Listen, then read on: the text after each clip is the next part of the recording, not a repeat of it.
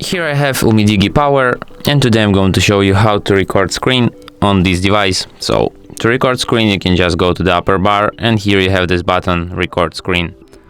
By tapping on it once, your recording will start.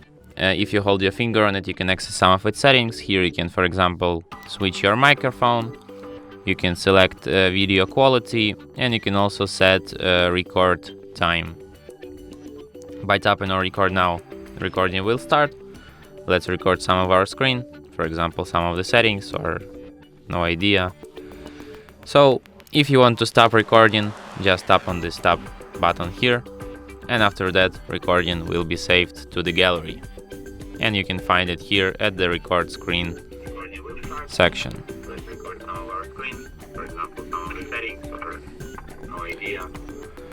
And from here you can share, edit or delete your recording. And that's it. Thanks for watching.